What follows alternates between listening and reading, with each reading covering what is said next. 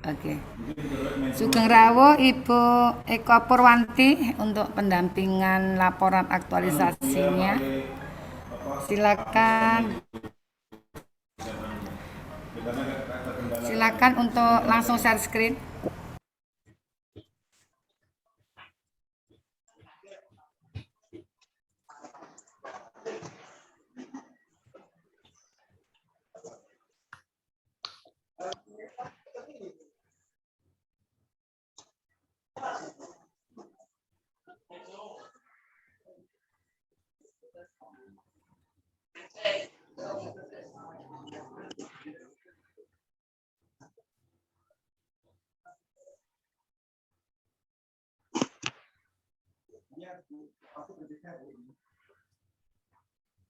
Iya, iya, dia termasuk semangat. Iya, iya.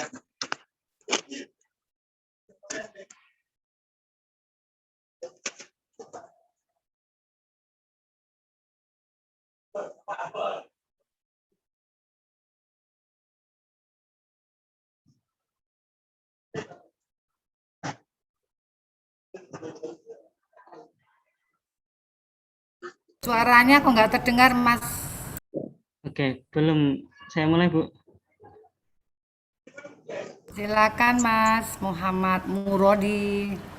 Terima kasih Ibu saya, Ibu Dr. Haja Muji Estiningsih selaku pembimbing. Kemudian saya juga Bu Dr. Anis Masluhah yang melegakan waktu untuk menguji. Kemudian Ibu saya, Ibu Mentor, nanti juga melegakan waktunya di sini. Iya. Perkenalkan, nama saya Muhammad. Ini ilmu baru ini Ibu Dr. Anis. Dia tampil di dalam slide-nya. Kita hargai Bapak Muhammad Murodi. Monggo langsung. Berarti meningkatkan kompetensinya bagus. Monggo. Saya dari kelompok 1, nomor absen 4. Saya dinas di SME 2 Pringopos. Intinya saya mengambil isu tentang pembelajaran jarak jauh yang kurang efektif. Penyebabnya mulai dari siswa yang kurang menguasai materi pembelajaran PAI terbukti dengan banyak siswa kelas 7, 8 maupun 9 yang nilai PTS di semester genap kemarin itu di bawah KKM.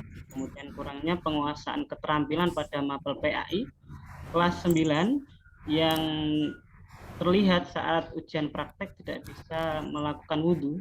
Ada beberapa anak ataupun sholat ketika pelaksanaan ujian praktek. Nah, intinya ini yang saya ambil yakni peningkatan efektivitas pembelajaran jarak jauh pendidikan agama Islam melalui gerakan anak sosmed berkarakter yang disingkat Gasber di kelas 8D SMPN 2 Pringapus Kabupaten Gasber merupakan integrasi antara PAI dan medsos yang dekat dengan siswa generasi yang lahir antara tahun 2000 sampai sekarang, itu generasi milenial yang sangat akrab dengan teknologi. Tujuannya dari Gasber tentu untuk meningkatkan pemahaman dan keterampilan siswa kelas 8D materi spesifik jujur dan adil, sebagaimana saran dari Bu Dr. Anis Masluhah kemarin untuk mempertimbangkan materi, dan saya kira ini materi yang paling cocok, yakni materi jujur dan adil setelah kami diskusikan. Kemudian Gasber ini saya mulai dengan mensosialisasikan kepada warga sekolah, pada wali murid, pada rekan-rekan guru, kemudian pada siswa, dan kemudian ditindaklanjuti dengan merancang KBM. Kemudian pendidik memberikan PJJ pembelajaran jarak jauh via Google Meet, menyampaikan materi tentang jujur disertai dengan gagasan Gasber. Setelah materi selesai disampaikan, peserta didik diberikan tugas untuk membuat sebuah video pendek yang kemudian harus diupload di media sosial yang peserta didik miliki, bisa Facebook, Instagram, Line, YouTube, atau yang lainnya. Nah, disebut berkarakter dalam metode karena pendidik memberikan aturan-aturan atau ketentuan dalam isi konten video di mana ada sikap yang harus dikedepankan dalam pembuatan video maupun ketika beraksi di dalam video. Mulai dari harus dikerjakan disiplin, kemudian harus bersikap sopan, tidak ada pembulian, dan indikator sikap-sikap yang lain. Nah, video selain mendapatkan nilai dari guru, 3 video terbaik juga ya, meningkatkan atau semakin meningkatkan motivasi siswa. Ada 11 rangkaian kegiatan aktualisasi dari kegiatan yang saya rencanakan, mulai dari konsultasi, kemudian sosialisasi ke warga sekolah, survei medsos yang dimiliki siswa, kemudian identifikasi sosmed, lalu merancang KBM, melaksanakan KBM, pembelajaran jarak jauh, mensortir tugas video diupload agar kemudian menilai hasil pemahaman dan keterampilan siswa. Setelah itu mengevaluasi KBM bersama mentor dan menyusun laporan aktualisasi. Dari 11 kegiatan itu saya ringkas biar tidak terlalu lama paparan ini dan cukup waktunya. Ada 5 kegiatan inti dari Gasper. Pertama dari sosialisasi kepada warga sekolah, kemudian merancang KBM, setelah merancang saya laksanakan, kemudian saya pantau penugasan siswa dengan mensortir video mereka sebelum diupload atau setelah diupload, kemudian saya berikan masukan untuk ditindaklanjuti. Kemudian menilai hasil pemahaman dan hasil kinerja agar diketahui efektivitas dari pembelajaran. Pokoknya kamu bisa menyampaikan, ya. Pokoknya bisa menyampaikan. Ya. Ini inti kegiatan saya untuk kegiatan mulai kegiatan intinya tercapai 100%. Tahapannya buat jadwal dulu, tentunya membuat bahan sosialisasi, kemudian menjelaskan rancangan aktualisasi saya kepada rekan guru, wali murid, dan siswa. Adapun bukti-buktinya ialah sebagai berikut. Ini bahan sosialisasinya, kemudian sosialisasi ke wali murid via WA dan numpang ketika rapat koordinasi. Dan ini bukti-bukti untuk KBM yang terintegrasi dengan Gasper.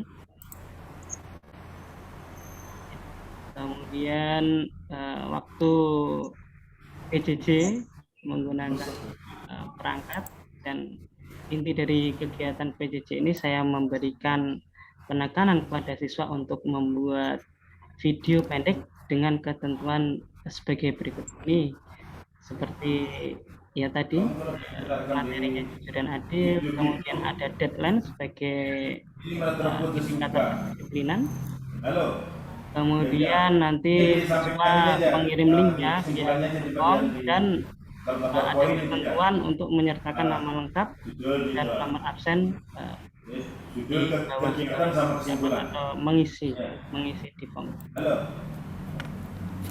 Kemudian setelah itu saya sortir videonya, karena memungkinkan kadang karena anak itu masih belum dewasa, memungkinkan adanya hal-hal negatif seperti perkataan yang tidak baik atau perkataan kotor, sehingga wajib harus mengirimkan linknya di WA dulu sebelumnya ditutup. Sepertinya bagaimana ini? Ini masuk satu sekolah beda. Penilaian menggunakan Google Form agar penilaian objektif dan efektif ya. Masya Allah. Iya. Setelah itu saya nilai juga hasil kerja dari siswa. Apalagi videonya nanti akan saya tampilkan yang memungkinkan waktunya. Ini link-link videonya untuk anak-anak, nanti saya contohkan satu aja. Dan berikut ialah hasil dari Gasper, mulai dari pengetahuan dan keterampilannya.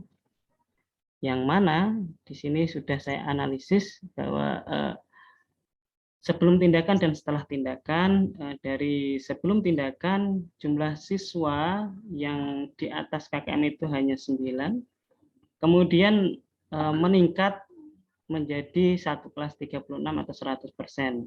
Sedangkan sebelum tindakan siswa yang nilainya di bawah KKM itu ada 27 anak.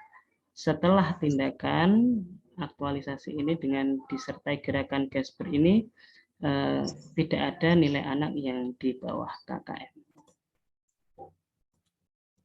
Kemudian simpulannya, pelaksanaan pembelajaran jarak jauh mata pelajaran PAI melalui Gasper di kelas 8D materi jujur dan adil SMPN 2 Prenghapus Kabupaten Semarang berhasil meningkatkan hasil belajar dan keterampilan siswa dalam pembelajaran PAI. Hal ini terbukti dari hasil analisis nilai siswa sebelum pelaksanaan Gasper dapat diketahui bahwa secara keseluruhan hasil belajar siswa kelas 8D secara rata-rata masih di bawah KKM, yakni 68,4. Dengan rinciannya, hanya 9 siswa yang tuntas, selebihnya tidak tuntas atau belum tuntas. Kemudian setelah dilaksanakan aktualisasi, rata-rata siswa meningkat menjadi 82,2 rata-rata kelasnya. Dengan rincian ketuntasan 100%, tuntas semua. Selain itu nilai keterampilan juga 100% dianulir. Oleh karena itu, saran dari saya beserta Lantar, yang pertama bagi diharapkan dapat menggunakan media pembelajaran yang kreatif dan inovatif dalam PJJ. Bisa salah satunya dengan melibatkan medsos atau media sosial yang dekat dengan anak dan mudah untuk digunakan atau diaplikasikan. Bagi pengelola SMPN 2 Prenghapus disarankan memberi fasilitas kepada guru secara merata untuk mengikuti pelatihan, terutama pelatihan dalam penguasaan media pembelajaran yang menarik di masa pembelajaran jarak jauh yang sangat dibutuhkan. Terima kasih, itu paparan dari saya. Waktu dan tempat saya kembalikan ke Ibu Oke. Matur nuwun Mas Muhammad. Monggo stop share. Waktu kami persilakan kepada Ibu Eko Purwanti untuk memberikan testimoni 5 menit. Ya, terima kasih Bu Muji sudah memberikan waktu kepada saya. Assalamualaikum warahmatullahi wabarakatuh. Waalaikumsalam warahmatullahi wabarakatuh. Kepada Ibu Muji selaku host yang saya hormati, kepada Ibu Anis Maslufah sebagai penguji yang saya hormati, serta Mas Murodi yang bersemangat luar biasa ini sebagai peserta aktualisasi.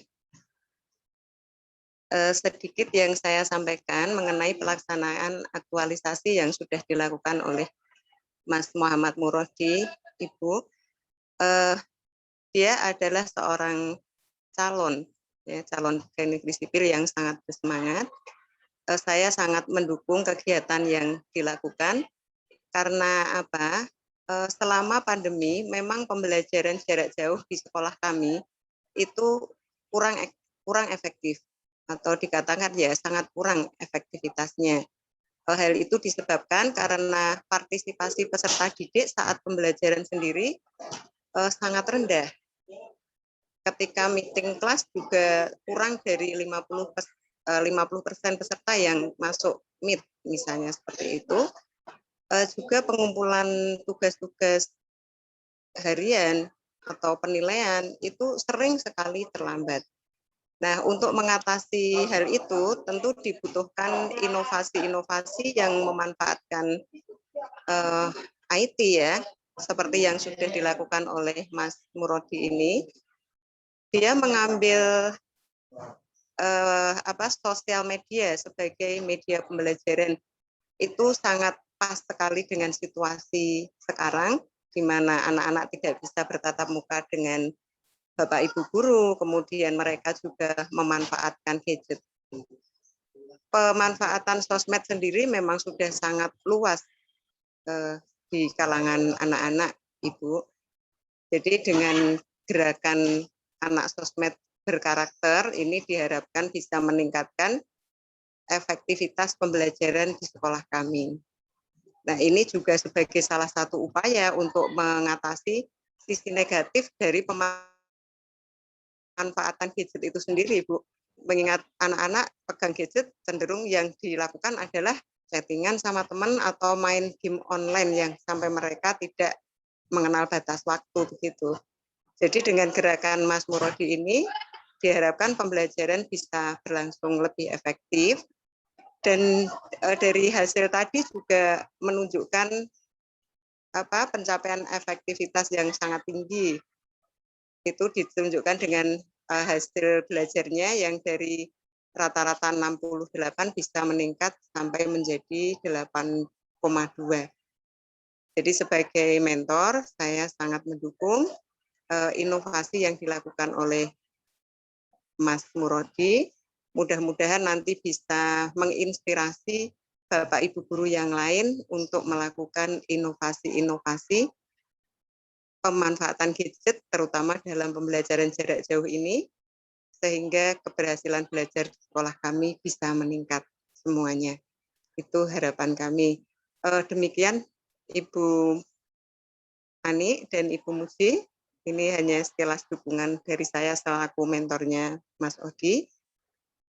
Terima kasih untuk waktunya. Saya kembalikan kepada Ibu Muji. Assalamualaikum warahmatullahi wabarakatuh. Waalaikumsalam warahmatullahi wabarakatuh. Waktu kami persilakan kepada Dr. Anis untuk menyampaikan arahan.